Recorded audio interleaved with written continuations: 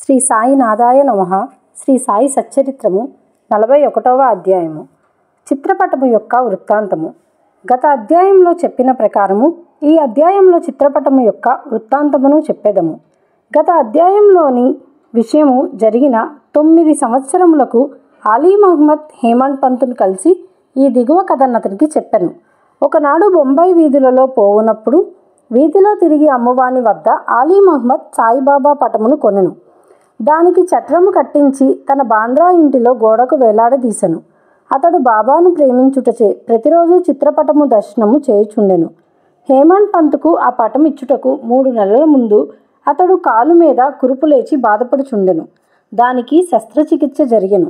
అప్పుడతడు బొంబాయిలోనున్న తన బావమర్ది అగు నూర్ మహమ్మద్ ఫీర్ బాయ్ ఇంటిలో పడి ఉండెను. బాంద్రాలో తన ఇల్లు 3 మాసముల వరకు మూయబడి ఉండెను. అక్కడ ఎవ్వరూనూ లేకుండిరి. అతడ ప్రసిద్ధి చెందిన అబ్దుల్ రహ్మాన్ బాబా, మౌలానీ సాహెబ్, మహమ్మద్ హుస్సేన్, సాయిబాబా, తాజ్ దిన్ బాబా మొదలగు యోగుల పటములుండెను. వానిని కూడా కాలచక్రము విడవలేదు. అతడు వ్యాధితో బాధపడుచు బొంబాయిలో ఉండెను. బాంద్రాలో ఆ పటములు ఎలా బాధపడవలను? పటములకు కూడా చావు పుట్టుకలుండట్లుండెను. పటములన్నీయూ వాని వాని అదృష్టములు అనుభవించెను. కానీ సాయిబాబా పటము మాత్రము ఆ కాలచక్రమును తప్పించుకొనెను. అదెట్లు తప్పించుకొనగలెనో నాకింతవరకు ఎవరూ చెప్పలేరి. దీనిని బట్టి సాయిబాబా సర్వాంతర్యామి అనియు సర్వవ్యాపి అనియు నేనంత శక్తుడనియు తెలుచున్నది. అలీ మహమ్మద్ అనేక సంవత్సరముల క్రిందట యోగియగు అబ్దుల్ రహ్మాన్ బాబా యొక్క చిన్న పటమును మహమ్మద్ హుస్సేన్ తారియా వద్దకు సంపాదించెను. దానిని తన బావమర్ది అగు నూర్ మహమ్మద్ ఫీర్ బాయ్కి ఇచ్చెను. అది అతని టేబుల్లో 8 సంవత్సరములు పడి ఉండెను. ఒకనాడు అతను దానిని చూచెను. అతడు దానిని ఫోటోగ్రాఫర్ దగ్గరకు తీసుకొని పోయి సజీవ ప్రమాణమంత పెద్దదిగా చేయించి దాని ప్రతులను తన బంధువులకు స్నేహితులకు పంచిపెట్టెను. అందులో ఒకటి అలీ మహమ్మద్కి ఇచ్చెను. దానిని అతడు తన బాంద్రా ఇంటిలో పెట్టెను. నూర్ మహమ్మద్ అబ్దుల్ రహ్మాన్ గారి శిష్యుడు. గురువు నిండు దర్బారులో ఉండగా అతడు గురువుగారికి దీనిని కానుకగా ఇచ్చుటకు పోగా వారు మిక్కిలి కోపించి కొట్టబోయి నూర్ మహమ్మద్ నచ్చడు నుంచి తరిమి వేసిరి. అతడు మిగుల విచారపడి చికాకు పొందెను. తన ద్రవ్యమంతయు నష్టపడుటయే కాక గురువుగారి కోపమునకు అసంతుష్టికి కారణమాయను కదా అని చింతించెను. విగ్రహారాధన గురువుగారికి ఇష్టము లేకుండెను.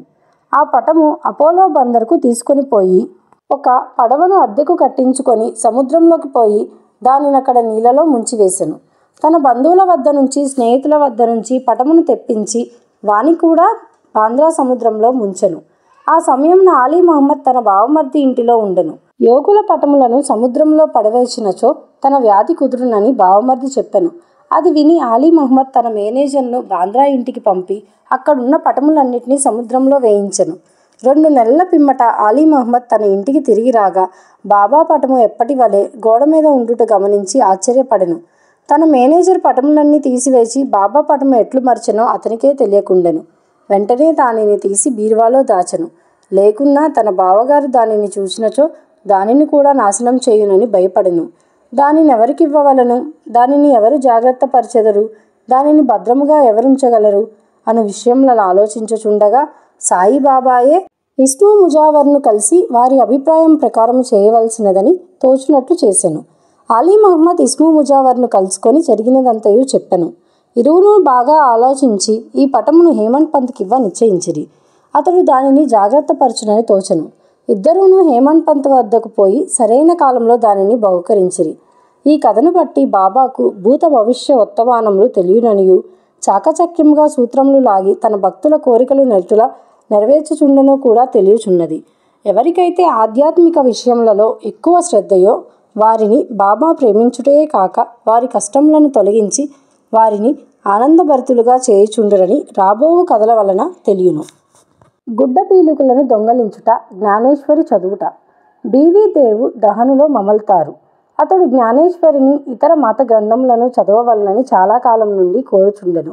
భగవద్గీతపై మరాఠీ భాషలో జ్ఞానేశ్వరుడు రాసిన వ్యాఖ్యయే జ్ఞానేశ్వరి. ప్రతిదినము భగవద్గీతలో ఒక అధ్యాయమును ఇతర గ్రంథముల నుండి కొన్ని భాగములను పారాయణ చేయుచుండెను. కానీ జ్ఞానేశ్వరిని ప్రారంభించగానే ఏవో అవాంతరములు ఏర్పడుటచే పారాయణం ఆగిపోవుచుండెను. 3 నెలలు సెలవు పెట్టి షిరిడీకి వెళ్ళి అక్కడ నుండి తన స్వగ్రామమునకు పౌండుకు పోయెను. ఇతర గ్రంథములన్నీ అచ్చట చదవగలిగాను. కానీ జ్ఞానేశ్వరి ప్రారంభించగానే ఏవో విపరీతమైన చెడ్డ ఆలోచనలు తన మనస్సును ప్రవేశించుటచే చదవలేకుండెను. అతడెంత ప్రయత్నించినను కొన్ని పంక్తులు కూడా చదవలేకపోయాను. కాబట్టి బాబా తనకు ఆ గ్రంథమందు శ్రద్ధ కలగజేసినప్పుడే దానిని చదవమని వారి నోటి వెంట వచ్చినప్పుడే దానిని ప్రారంభించదననియు అంతవరకు దానిని తెరవననియు నిశ్చయము చేసుకొనెను. అతడు 1914వ సంవత్సరం ఫిబ్రవరి నెలలో కుటుంబ సహితముగా షిరిడీ వెళ్ళెను. అక్కడ ప్రతిదినము జ్ఞానేశ్వరి చదువుతుంటివా అని బాపు సాహెబ్ జోగ్ దేవ్ గారిని అడిగెను. దేవ్ తనకు అట్టి కోరిక కలదనియు కానీ దానిని చదువుటకు శక్తి చాలకుండననియు బాబా ఆజ్ఞాపించినచో దానిని ప్రారంభించదననియు చెప్పెను. అప్పుడు జోగ్ ఒక పుస్తకమును తీసుకొని బాబాకిచ్చినచో దానిని వారు తాకి పవిత్రము చేసి ఇచ్చెదరని అప్పటి నుంచి నిరాటంకంగా చదవవచ్చునని దేవుకు సలహా ఇచ్చెను. బాబాకు తన ఉద్దేశము తెలియను గనుక దేవుగారట్లు చేయుటకు అంగీకరించలేదు. బాబా తన కోరికను గ్రహించలేరా, దానిని పారాయణ చేయమని స్పష్టంగా ఆజ్ఞాపించలేరా అనెను. దేవు బాబాని దర్శించి ₹1 దక్షిణ ఇచ్చెను. బాబా ₹20 దక్షిణ అడుగగా దానిని చెల్లించెను. ఆనాడు రాత్రి బాలకరాముడను వానిని కలుసుకొని అతడు బాబాయందు భక్తిని వారి అనుగ్రహమును ఎట్లు సంపాదించునని ప్రశ్నించెను. మరుసటి దినము హారతి పిమ్మట అంతయు తెలిపెదనని అతడు బదులిచ్చెను. ఆ మరుసటి దినము దర్శనము కొరకు దేవు వెళ్ళగా బాబా అతడిని ₹20 దక్షిణ ఇమ్మనెను. వెంటనే దేవ్ దానిని చెల్లించెను. మసీదు నిండా జనులు నిండి ఉండుటచే దేవ్ ఒక మూలకు పోయి కూర్చుండెను. బాబా అతనిని పిలిచి శాంతంగా తన దగ్గర కూర్చొనమనెను. దేవ్ అట్లనే చేసెను. మధ్యాహ్న హారతి పిమ్మట భక్తులందరూ పోయిన తర్వాత దేవు బాలకరాముని చూచి అతని పూర్వ వృత్తాంతంతో పాటు బాబా అతనికి ఏమేమి చెప్పెనో ధ్యానము ఎట్లు నేర్పిరో అని అడుగగా బాలకరాముడు వివరములన్నీ చెప్పుటకు సిద్ధపడెను. అంతలో బాబా చంద్రు అను కుష్ఠరోగ భక్తుని పంపి దేవుని తీసుకొని రమ్మనెను. దేవ్ బాబా వద్దకు పోగా ఎవరితో ఏమి మాట్లాడుచుంటివని బాబా అడిగెను. బాలకరామునితో మాట్లాడుచుంటిననియు బాబా కీర్తి వినుచుంటిననియు అతడు చెప్పెను. తిరిగి బాబా ₹25 దక్షిణ అడిగెను. వెంటనే దేవ్ సంతోషంతో దక్షిణ చెల్లించెను. అతనిని బాబా లోపలకు తీసుకొని పోయి స్తంభం వద్ద కూర్చుండి నా గుడ్డ పీలికలను నాకు తెలియకుండా దొంగలించితివేలా అనెను. దేవు తనకు ఆ గుడ్డ పీలికల గురించి ఏమీయూ తెలియదనెను. బాబా అతనిని వెతకమనెను. అతడు వెతికెను, కానీ అచట ఏమీయూ దొరకలేదు. బాబా కోపగించి ఇట్లనెను, ఇక్కడ ఇంకెవ్వరూ లేరు, నీ ఒక్కడివే దొంగవు.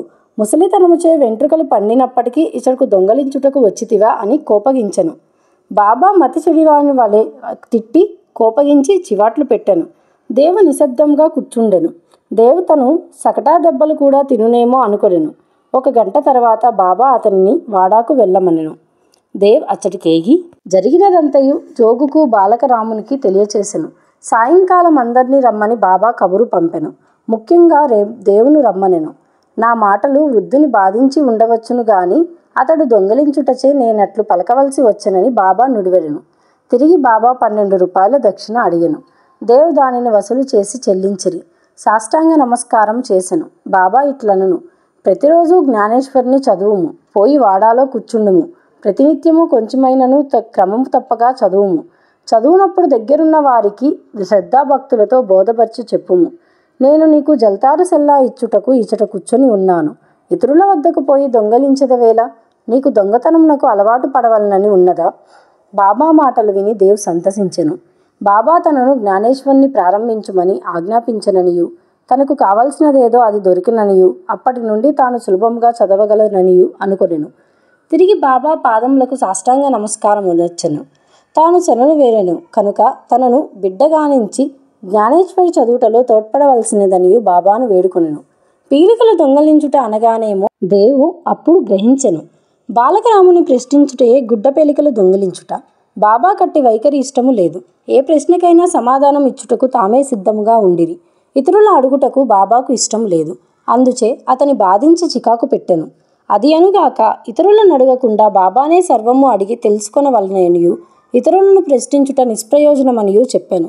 దేవు ఆ తిట్లను ఆశీర్వాదములుగా భావించి సంతుష్టితో ఇంటికి పోయెను. ఆ సంగతి అంతటితో సమాప్తి కాలేదు. బాబా చదవమని ఆజ్ఞాపించి ఊరుకొనలేదు. 1 సంవత్సరం లోపుగా బాబా దేవు వద్దకు వెళ్ళి వాని అభివృద్ధి కనుగొనెను. 1914వ సంవత్సరం ఏప్రిల్ నెల 2వ తేదీ గురువారం ఉదయం బాబా స్వప్నంలో సాక్షాత్కరించి పై అంతస్తులో కూర్చుండి జ్ఞానేశ్వరి బోధపడుచున్నదా లేదా అని అడిగెను. లేదు అని దేవు జవాబిచ్చను. బాబా, ఇంకా ఎప్పుడు తెలుసుకొనెదవు? దేవు కండ్ల తడిపెట్టుకొని, నీ కృపను వర్షింపనిదే పారాయణము చికాకుగా ఉన్నది, బోధపడుట చాలా కష్టంగానున్నది, నేను దీనిని నిశ్చయముగా చెప్పుచున్నాను అనెను. బాబా, చదువునప్పుడు నీవు తొందరపడుచున్నావు, నా ముందర చదువుము, నా సమక్షమును చదువుము. దేవ్, ఏమి చదవవలను? బాబా, ఆధ్యాత్మ చదువుము. పుస్తకమును తీసుకుని వచ్చుటకు దేవు వెళ్ళెను. అంతలో మెలకువ వచ్చి కండ్లు తెరిచెను. ఈ దృశ్యమును చూచిన పిమ్మట దేవుకెంత ఆనందము సంతోషము కలిగెను చదువరులే గ్రహింతురు కాక. 41వ అధ్యాయం సంపూర్ణము. సద్గురు శ్రీ సాయినాథార్పణమస్తు.